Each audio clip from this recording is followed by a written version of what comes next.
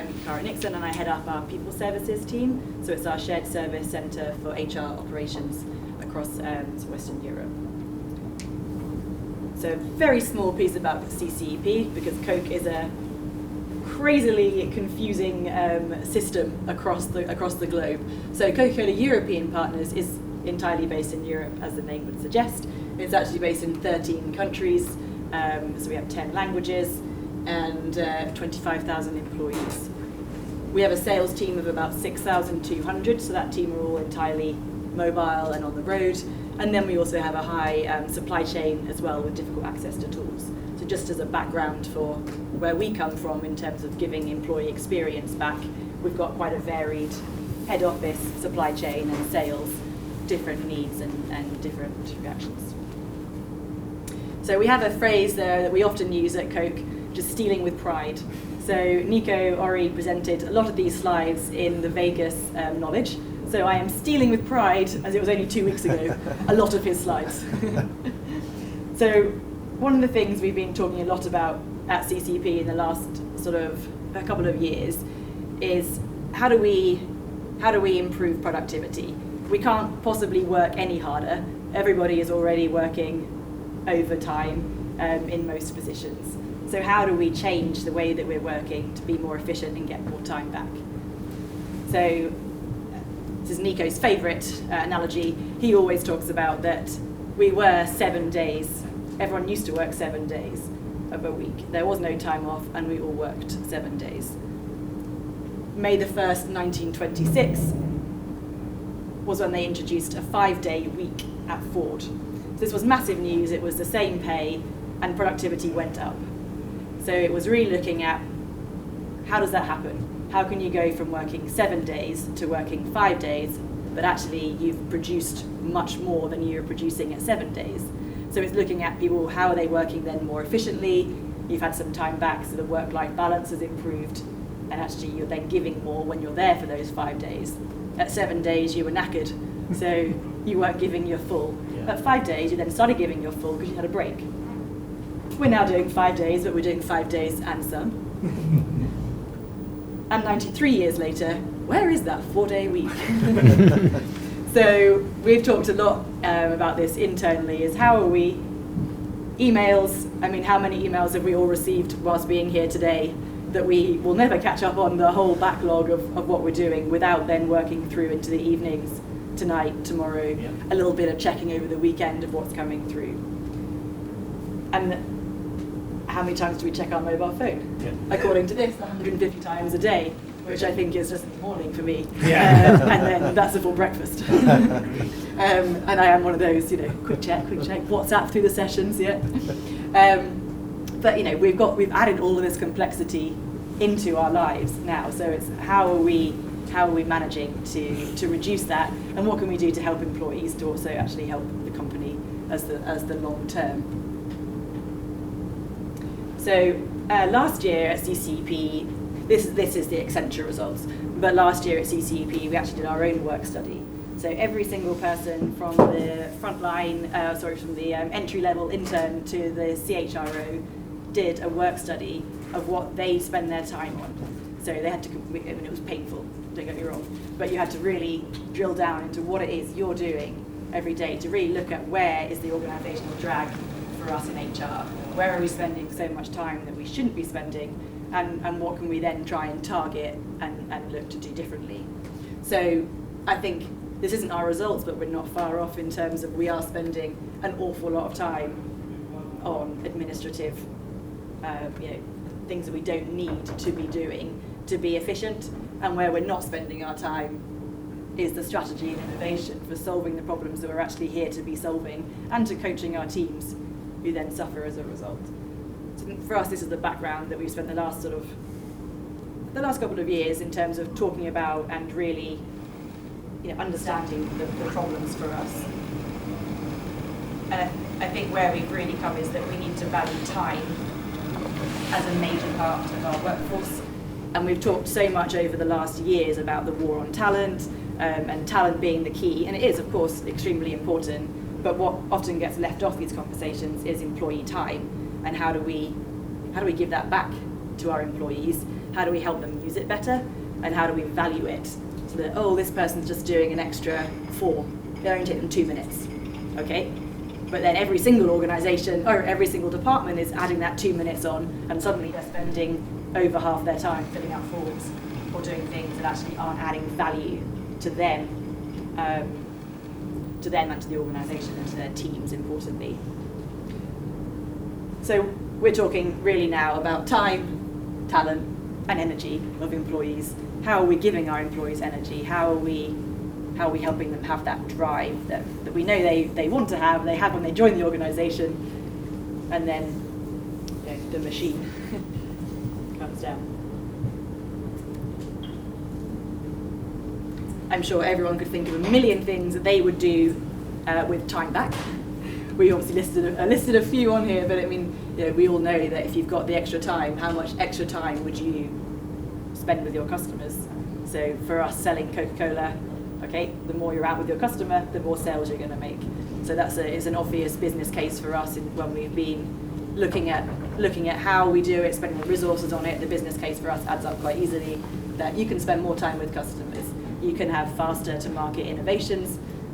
A quick plug, Coca are introducing many new flavours and different types of products at the moment. This year last year even was the biggest number of innovations for CCP that we've ever had. So faster to market innovations for us is really key.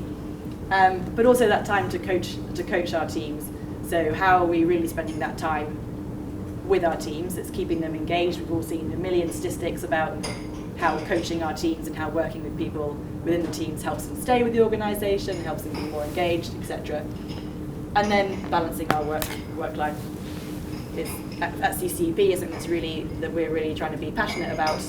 We really are passionate about, not trying to be, is that work life balance, and not forcing our employees to be permanently chained to their emails and their desks, because we know that doesn't, in the end, make us more productive. So we introduced a challenge in 2017, which was to give back 1 million hours to the business. So it's a 3-year challenge, and we are just a little bit now. We're about 78% of the total there, and at the end of this year. So we've still got a little bit of a way to go till the end of this year. So we've introduced around 129 smaller and bigger initiatives. So some of them might be as simple as cutting out an approval process. So really thinking about, you're asking a manager to approve this. Why? What is the value add of a manager in approving this? Have they already had an offline conversation? Probably they've already discussed it with their manager. We talk about holiday requests coming in. Okay, who often rejects a holiday request? It always gets approved because typically there's been a conversation, you've trusted the employee to check their diary. So what is the purpose of a holiday approval? Questionably none. So it's just trying to think about those types of pieces. Every time you're asking an employee or a manager to do something, it's taking a step back and saying, why are we asking them? What's the purpose? What value add are they having by being part of this process? Is there another way of achieving that same goal without it? And then we've done some of them with technology. So we're introducing DocuSign, so digital signatures, so giving some time back in that place. We've digitalized some of the timesheets. There are lots of different initiatives from tech, but also the biggest ones for us really have been that process and just having that change of mindset more than anything, of really questioning every time you ask anybody to do something, why, what's the purpose of them doing it? Is it worth them stopping selling Coke to fill out this form or to approve something? And thinking about it in that light, rather than thinking, oh, it's only 2 minutes, that'll be fine. So it has been I think for me it's been a good success.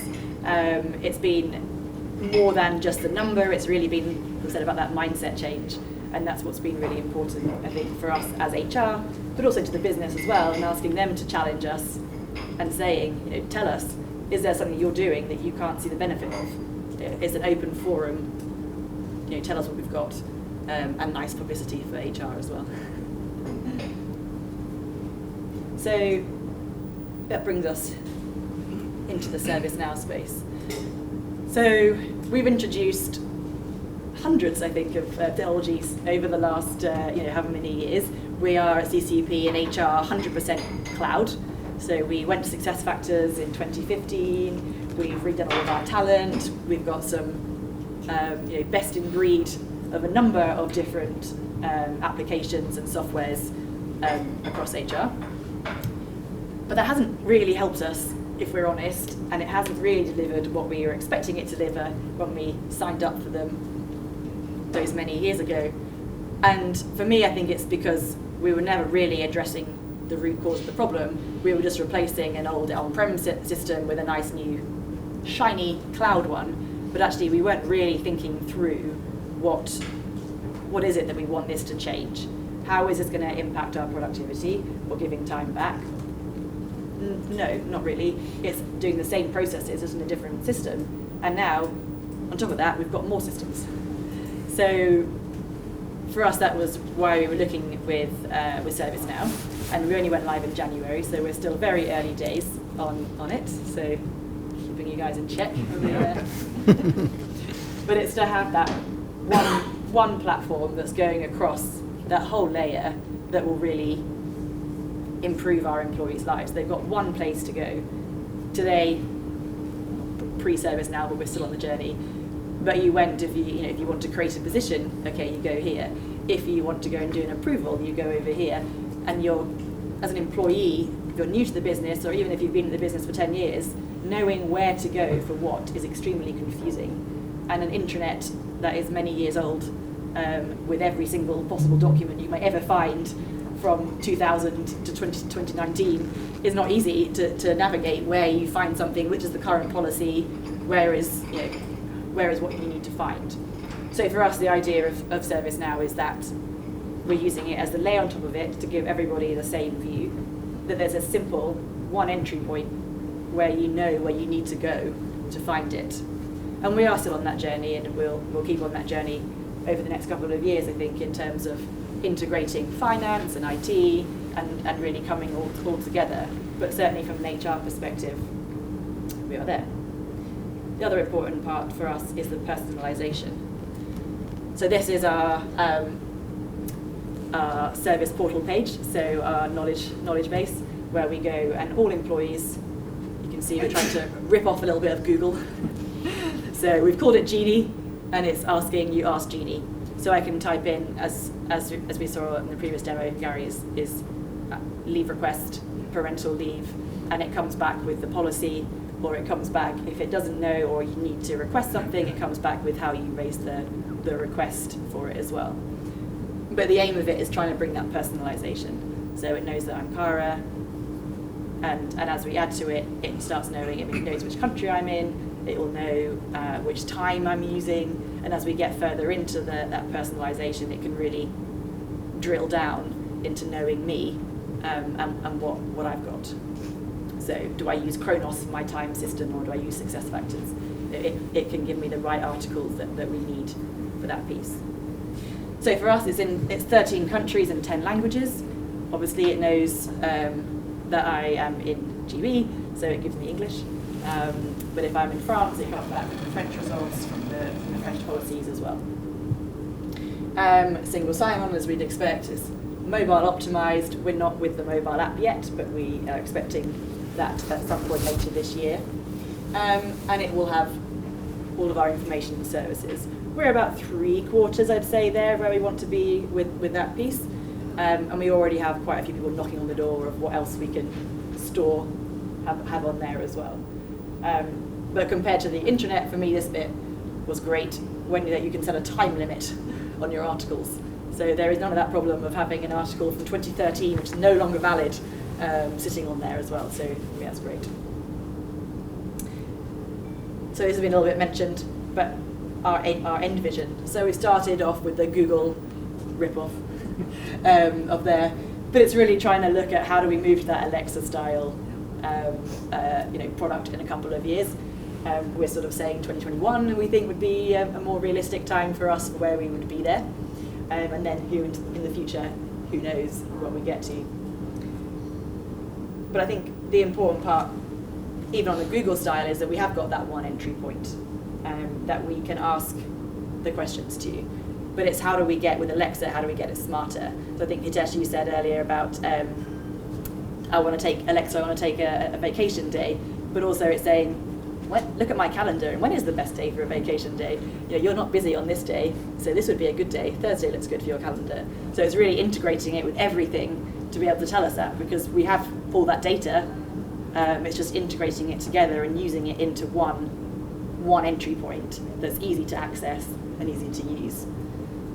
A little bit of nudging as well, so illness trends, looking at that sort of data from the system as well. Again, we already know that data. We're running dashboards, we've already got all that information that's telling us it, but right now we're still, you're still having to sit down with a HR analytics person to really give you those insights.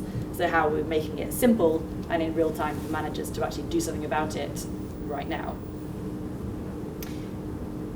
And my personal, I cannot wait for the moment, is a one to-do list. So I've already mentioned it several times to the ServiceNow team today, but it's, if I want to approve a PO, I go to one system. Some sort of other invoices, I go to another system. Time off, or whatever it might be, a sick leave or something, is another system.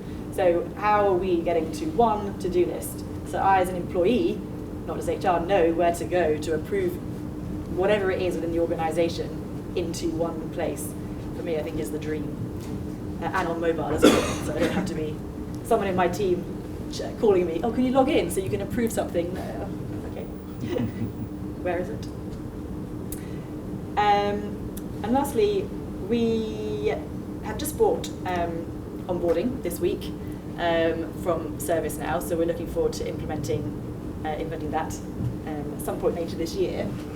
This is currently our recruitment and onboarding systems. So we I can't stray from the thing. So on the top left-hand corner, each of those softwares or applications, we are using them today for recruitment and onboarding, and that's not going to change. We're not going to simplify. There are niche products for a lot of the processes, whether it's you're doing an applicant test, you've got a CV, you're going out to LinkedIn to find people. There are so many different applications that you need to use and that we'll continue to use, and that complexity will continue to grow. But they're all over the place. So from an employee, from a manager, even from the recruiting TA team, knowing which one to use, when, in which order, not going backwards and forwards and creating all those the zigzag lines is almost impossible to know. So in the end, you don't end up using either you don't use the right ones at the right time, or you have to use them and you've gone back some steps, or whatever the complexity might be, but it's crazy.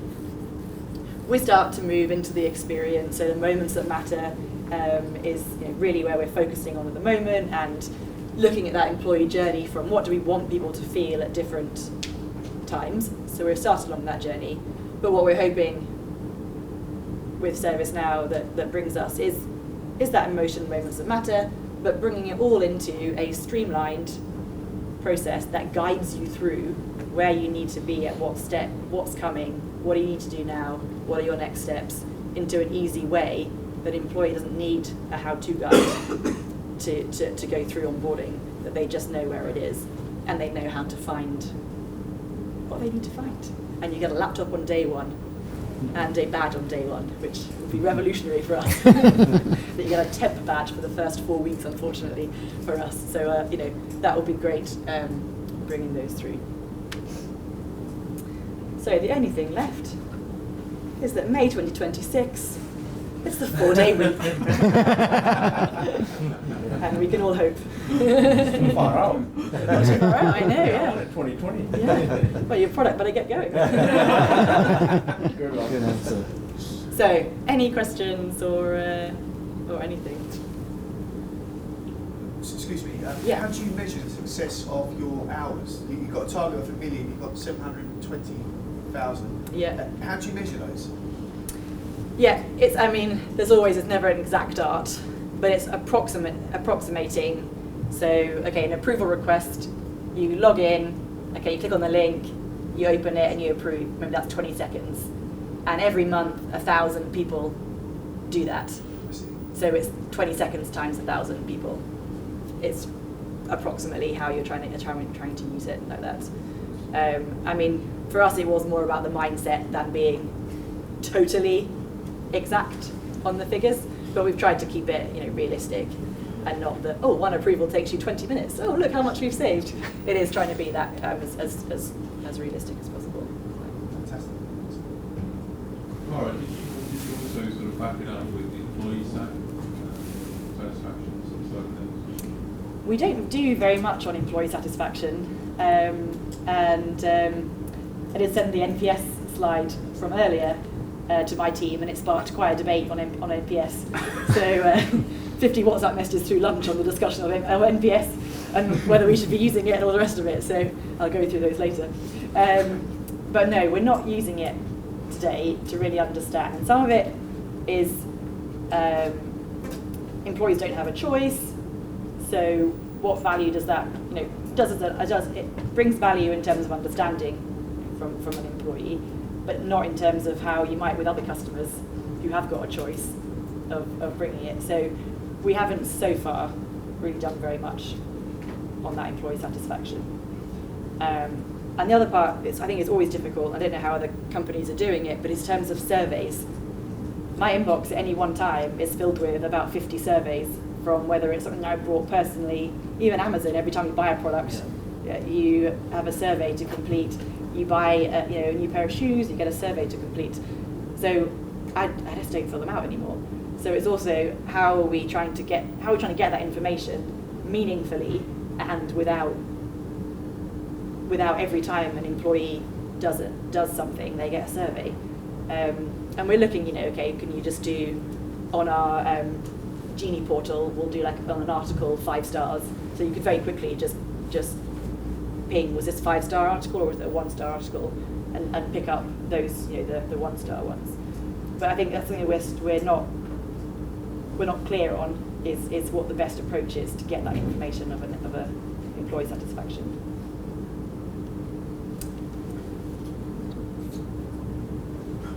Or anyone got any good ways of doing employee satisfaction?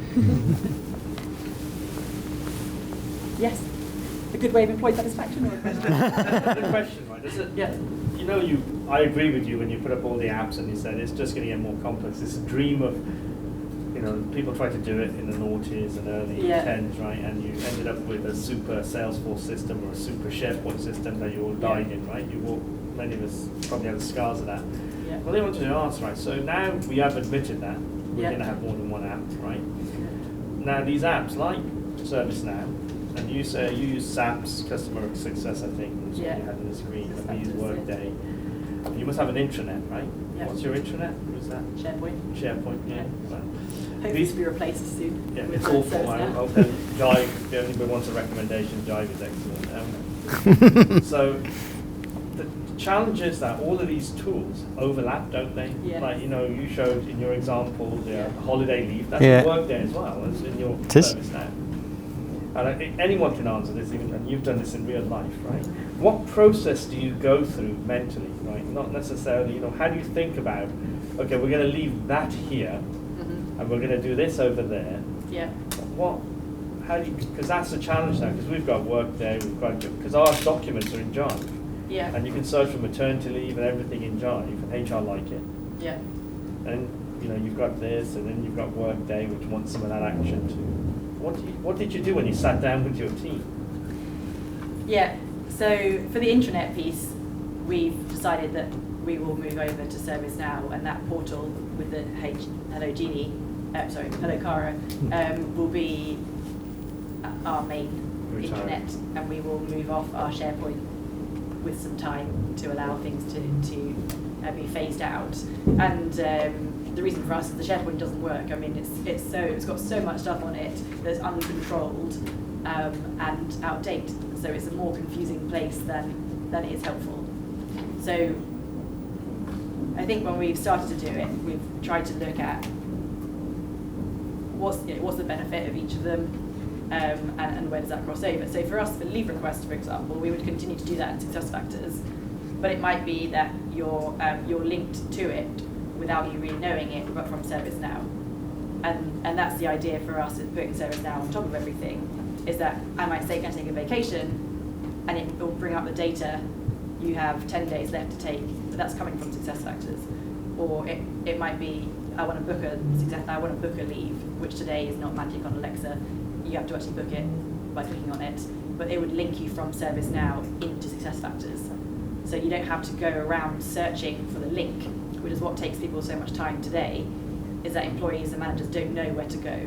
So if you've got one entry point for everything, no matter what it is, which is our end goal in the future, whether it's finance travel request or an HR leave request, is that you go into Genie, you say, I want to complete a leave request, and today it would bring you up with a link to the deep link into SuccessFactors, and you enter your leave. So an employee doesn't need to know that's called SuccessFactors. All they need to know is they go to the portal. And so from a ServiceNow point of view, right, with SuccessFactors, right, have you written lots of, you've developed plugins, I don't know what the word to use. Yeah. So when you get your clients coming, like Coca-Cola did, right, you're not writing code, are you, for SuccessFactors or Workday? You've got the plugin that brings across the data. Put it on top of it, and now it's surfaced in. So correct. Yeah, for SuccessFactors is even better. We go out of the box integration. But as Cara said, I mean, there's a little bit of change management and process design or redesign piece of work that needs to be done at a customer site. As a technology provider, we are an enabler, right? So we can help do all those things. But there's not weak someone writing actual code. No. And you can say that for Workday as well. So Workday, we have a plugin, but they've actually broken that partnership with us. They have? Yes. But we have plenty of customers that are using that connector, or we still have that connection. We just don't have the agreement to maintain the APIs in sync. But if you look outside SuccessFactors, so if you put SuccessFactors on the site, because we've got out-of-box integration, we've got something available out of the box in our HR service delivery application, which is called Integrations Plugin. So what we've done is we've made it really easy for customers to, all on low-code basis, set up those integrations. So gone are the days of actually going to the vendors and setting up those one-to-one partnerships and actually... I don't want that, because that's not where the work. That's your business. I want you to do that. Yeah. So what we're now doing is around integration spokes as well through the integration hub. So if you've seen our new flow designer capability, so as Cara pulled up, things like DocuSign. We've now got a spoke for DocuSign. We've got a spoke for Box and other systems like that. And that's going to be part of our trajectory to bring more of that codeless kind of integration plugin model. Thank you. Yeah. Thank you very much. Any other questions? All good? No, thank you very much for your Thank you. time, Cara.